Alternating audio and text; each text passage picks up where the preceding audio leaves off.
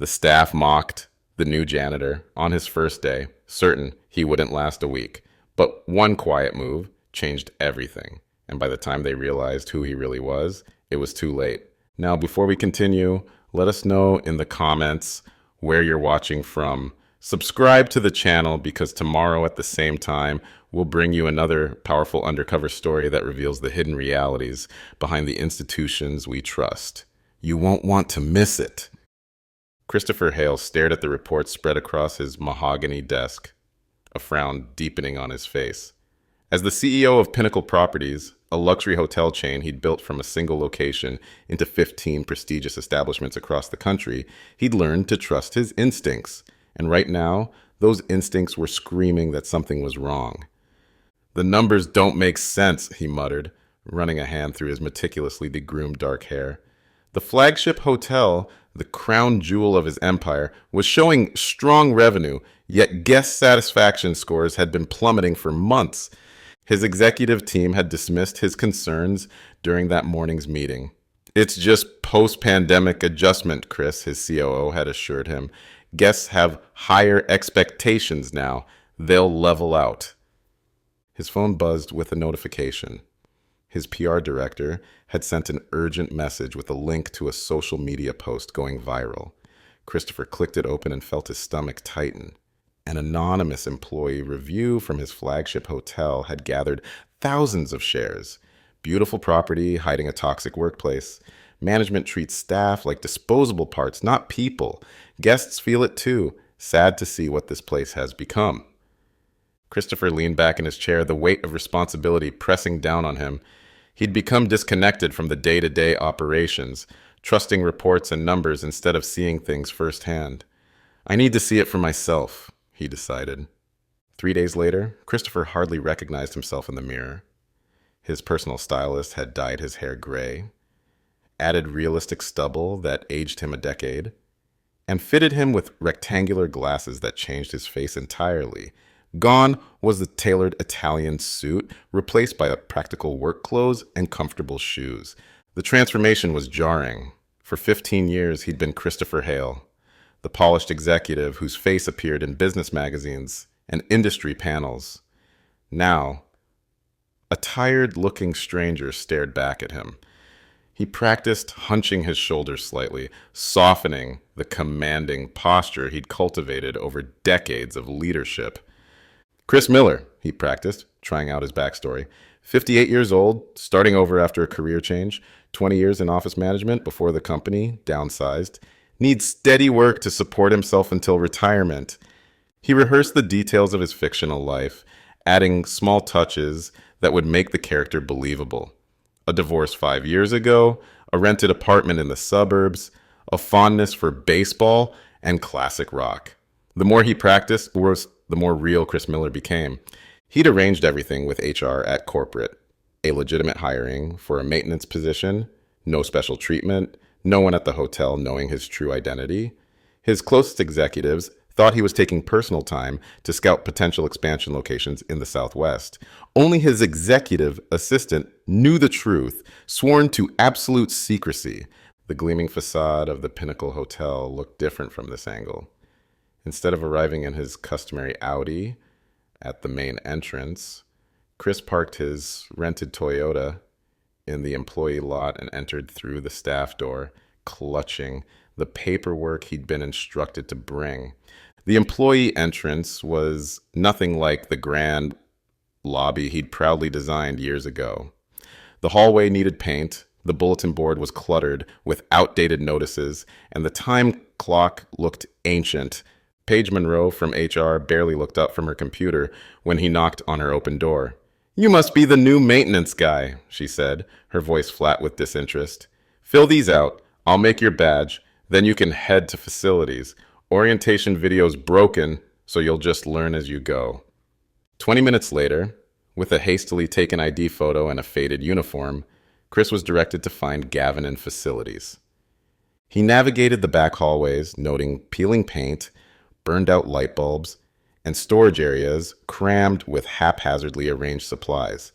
This was not the immaculate operation he believed he ran.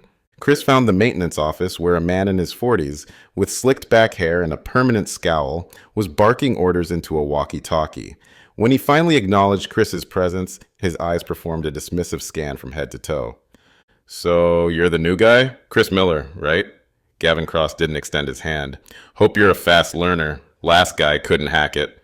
I'm ready to work, Chris replied, trying to sound eager, but not over-eager. Gavin snorted.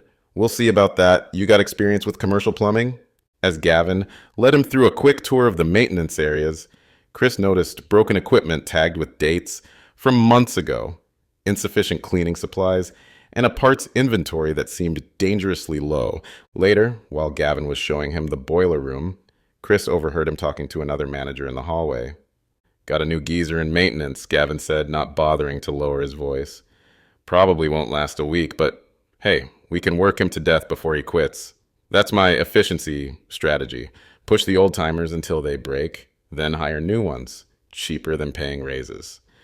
Chris's third day on the job found him struggling with a leaking faucet in room 412.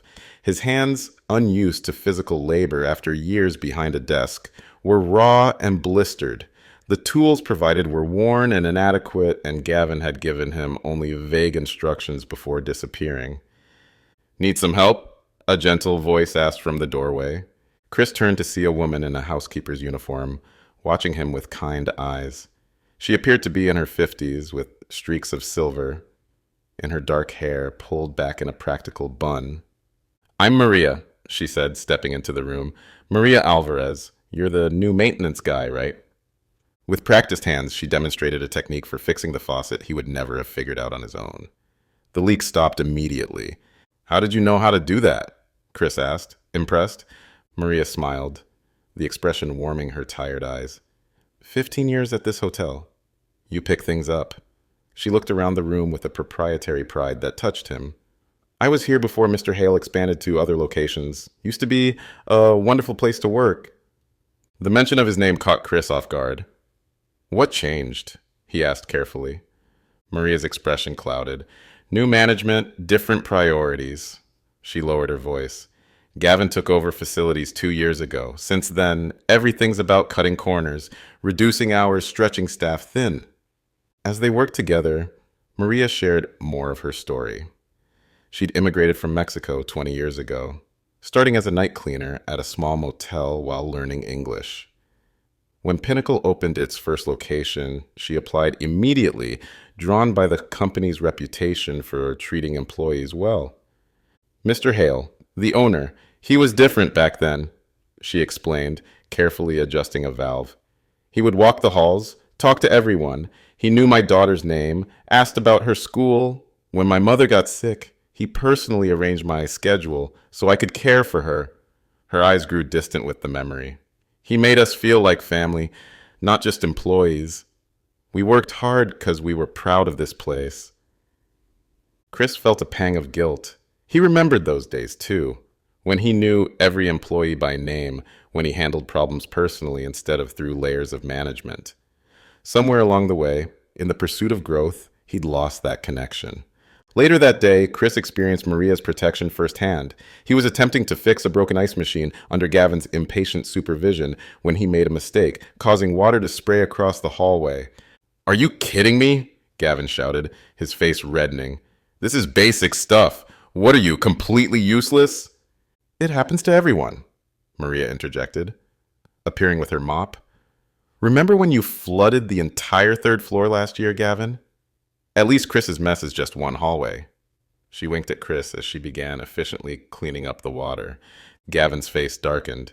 Nobody asked for your input, Maria. Don't you have rooms to clean? Or are you falling behind on those too?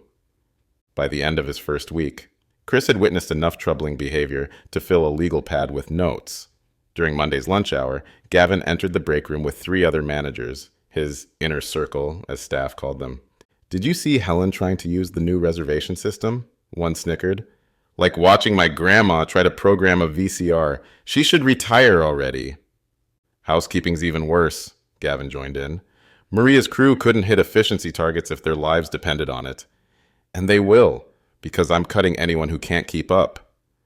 Speaking of cuts, another lowered his voice slightly. How'd you manage to slash labor costs so much last quarter?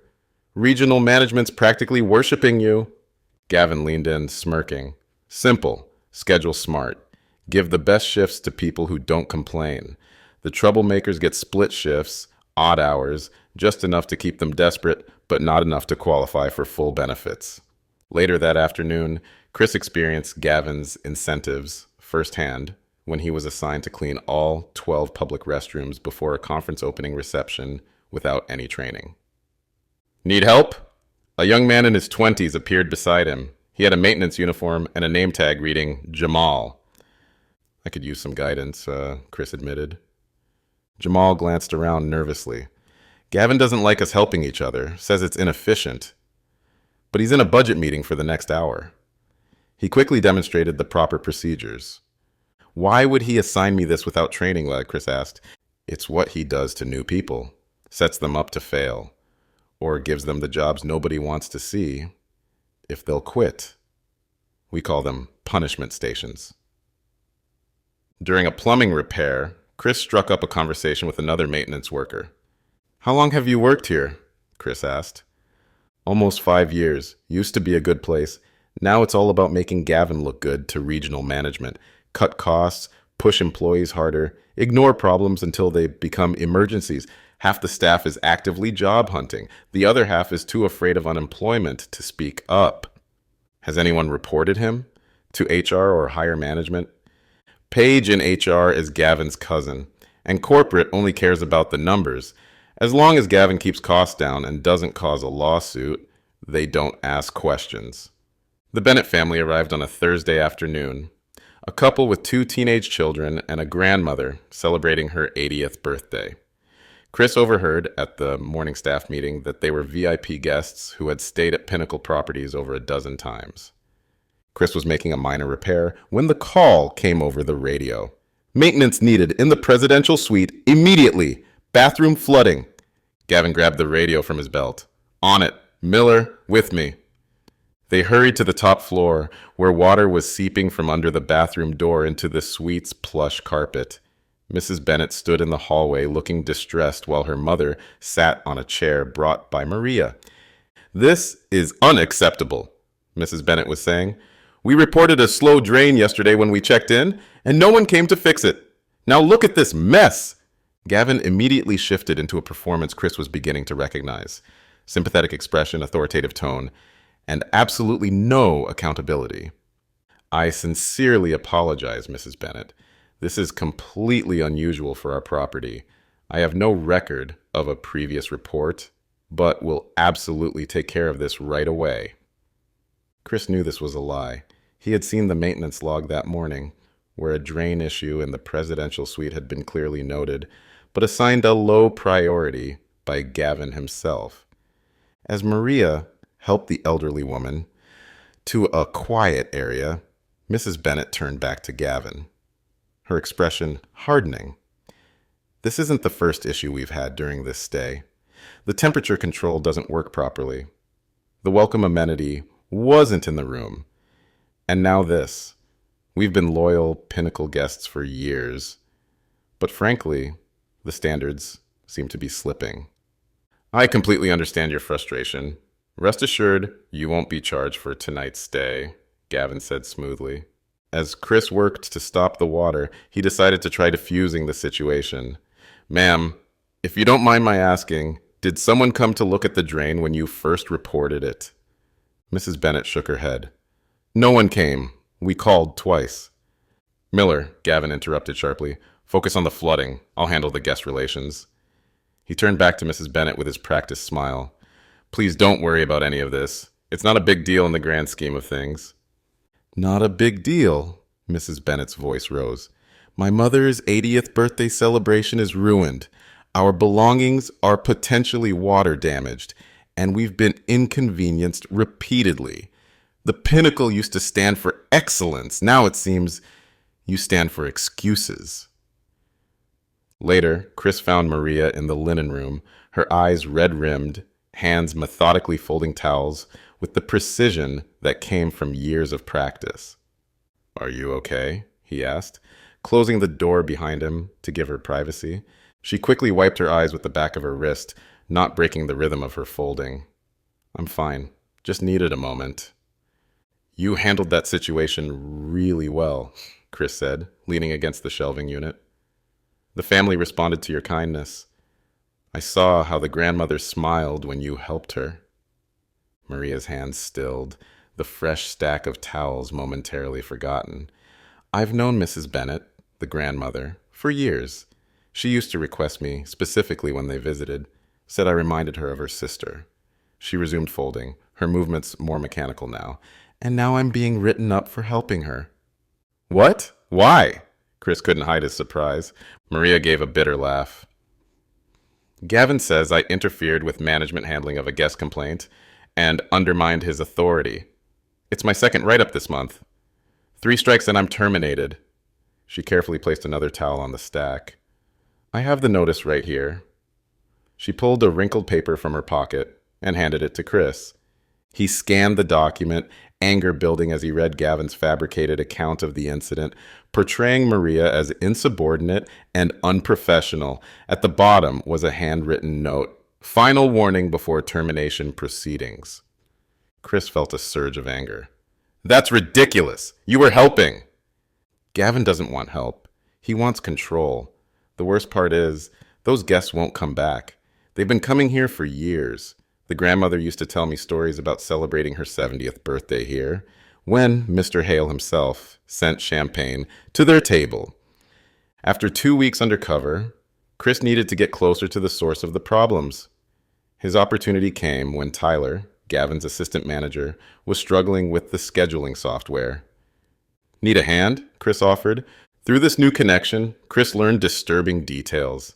Gavin had been systematically manipulating employee schedules, keeping most workers just below the threshold for full benefits.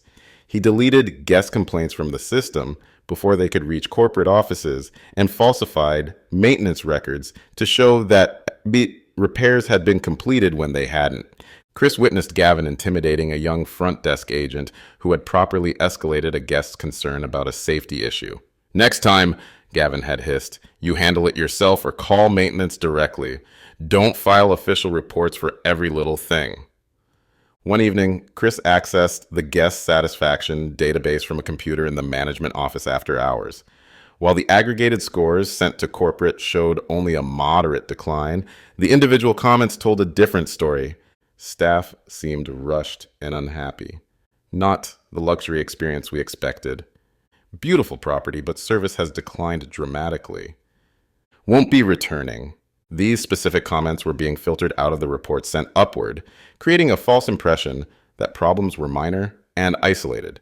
The incident that pushed Chris to finally reveal his identity happened during his 3rd week undercover. A family with young children checked into room 718, where they immediately reported issues with the bathroom plumbing. Chris was on shift when the call came in, but Gavin intercepted the work order. Several hours later, the same family was at the front desk demanding to speak to a manager. Their issues had never been addressed despite multiple calls. Later that afternoon, Gavin called Chris into his office. Tyler was there looking uncomfortable, along with Jamal. So, Gavin began, leaning back in his chair, a VIP family had a maintenance problem that apparently nobody addressed, despite being in the system. Care to explain why you ignored the assignment? I was never assigned that room, Chris replied. You specifically told me to stay on conference setup. Gavin turned his computer monitor around. According to the maintenance log, you were assigned room 718 at 2:15 p.m. That's not true, Chris said evenly. That record has been altered. Before Chris could say more, Jamal unexpectedly spoke up. He's right, that job was never assigned to him. I know because I was the one who logged the original complaint. I entered it in the system 3 times, and it was marked low priority each time. Gavin's face darkened with anger. Nobody asked for your input, Jamal. Starting tomorrow, you're reassigned to bathroom detail for the rest of the month, and I'm cutting your hours to part-time until your attitude improves. That's completely unjustified, Chris protested. Jamal is one of your hardest workers, and he's telling the truth. I don't remember asking for your opinion, Miller. In fact, you're on notice too. One more incident like this, and you're terminated. In the hallway, Jamal looked defeated. Thanks for trying, but now my brother might have to drop out of college because I can't help with tuition on part-time hours. That's how it works here. Do the right thing, get punished. As Jamal walked away, Chris made his decision. This wasn't just about bad management anymore. People's livelihoods were being damaged, and his company's reputation was being systematically destroyed. The following morning, Chris arrived early and placed a call to corporate security. Then he approached Maria. "I need your help," he said quietly. "Can you spread the word for all staff available to gather in the employee break room at 10:30? By 10:30, the break room was filled with curious employees from every department. Precisely on time, Gavin burst through the door, his face flushed with anger. "What the hell is going on here?" he demanded. "Who authorized this gathering?" "I called this meeting," Chris said calmly, stepping forward. Gavin turned on him, fury evident in his eyes. "You? The new maintenance guy thinks he can call staff meetings now? You're fired, effective immediately." "I don't think so," Chris replied, his voice changing subtly as he straightened his posture and removed his maintenance cap. The room fell silent as he reached up and removed his glasses, then ran a hand through his hair, smoothing it back into a more familiar style. "My name isn't Chris Miller," he said, his CEO voice returning naturally. "I'm Christopher Hale. I own this hotel and 14 others just like it." The room erupted in gasps and murmurs. Gavin's face drained of color so rapidly that for a moment Chris thought he might faint.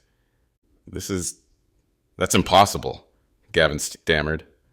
In response, Chris pulled out his phone and showed the screen to the room. The corporate website was open to his executive profile, his photo unmistakable despite the recent cosmetic changes. "Security will be here momentarily," Chris continued, "but not to escort me out. They're coming for you, Gavin. I've documented numerous violations of company policy, labor laws, and the fundamental values this company was built on." At that moment, 2 men in suits entered the break room. "Mr. Hale," one said with a respectful nod, "we received your call." "Thank you, gentlemen.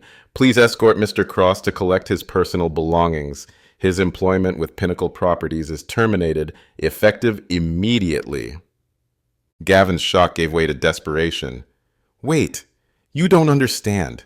Everything I did was to improve efficiency, to boost the bottom line. The numbers don't lie. I've increased profitability at this location by 22% year over year." "At what cost?" Chris asked quietly. "Falsified maintenance records that put guests at risk, punishing employees who report safety concerns, creating a culture of fear where dedicated workers are treated as disposable." He gestured around the room. "These people are the heart of Pinnacle Properties. They're the ones who create the experience our guests remember. And you've been systematically breaking their spirit while lying to corporate about the consequences." As security led a shell-shocked Gavin away, Chris turned back to the assembled staff. "I owe all of you an apology," he said sincerely. "I built this company on principles of excellence, integrity, and respect. Somewhere along the way, I lost sight of what that truly means. I trusted reports and spreadsheets instead of seeing for myself how my hotels were actually being run." He looked directly at Maria, whose eyes were brimming with tears. "You told me once that you used to be proud to work here, that this used to be a special place. I promise you, it will be again." Chris turned to Jamal next. "Your courage yesterday, speaking truth despite the consequences. That's the kind of integrity this company needs. Your reassignment is canceled and your hours will be restored immediately." "To everyone in this room," Chris continued, "thank you for the education you've given me these past weeks. I've seen your dedication despite difficult circumstances. I've witnessed your kindness to guests and to each other. You are the true ambassadors of the Pinnacle experience, and you deserve better leadership than what you've had.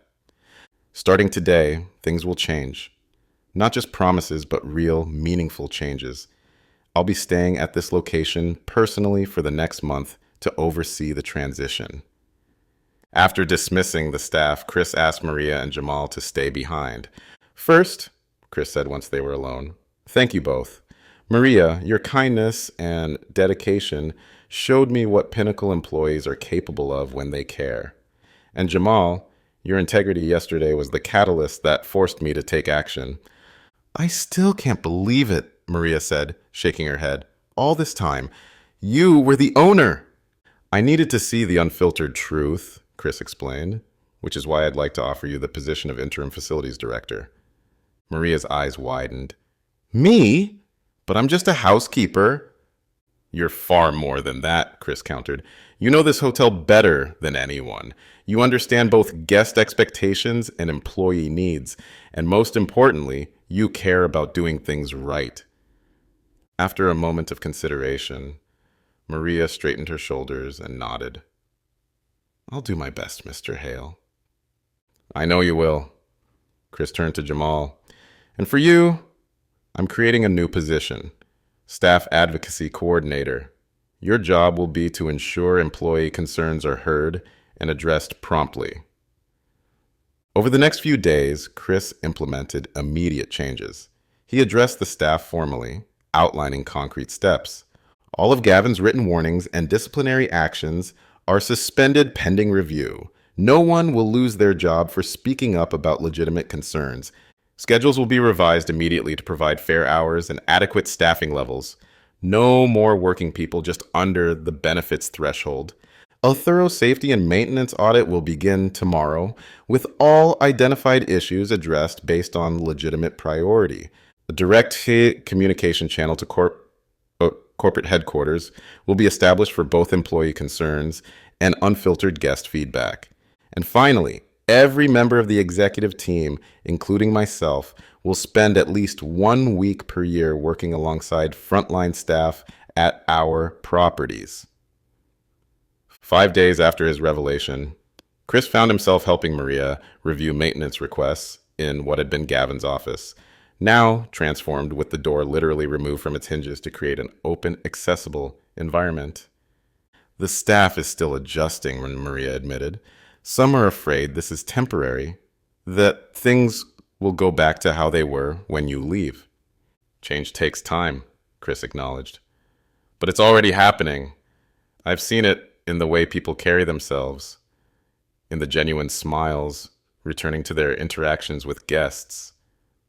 What happens next? Maria asked. After you leave? I meant what I said about staying for a month, Chris assured her. And after that, I'll still be connected, not just to reports and numbers, but to the people who make this company what it is. I've learned my lesson about the dangers of distance. Later that evening, as Chris walked through the lobby, he overheard a guest commenting to the front desk agent about how helpful the staff had been. Everyone seems so happy to work here, the guest observed. It really shows in the service. The agent, who had been quiet and nervous during Chris's first days undercover, responded with authentic pride. We are happy here. This is a special place. Chris smiled to himself. The road ahead would be challenging. Systemic problems couldn't be fixed overnight. But the heart of his company, the dedication and spirit of its people, remained strong. Have you ever worked for a boss who didn't appreciate your contributions? What changes would you make if you were in charge? Let me know in the comments below. What other workplace scenarios would you like to see in our next Undercover Boss story? I'd love to hear your ideas. If you enjoyed this story, make sure to hit the like button and subscribe to our channel for more revealing undercover boss stories. Don't forget to hit the notification bell so you never miss our newest uploads. Share this video with someone who deserves better treatment at work, and check out our other popular videos appearing on your screen right now.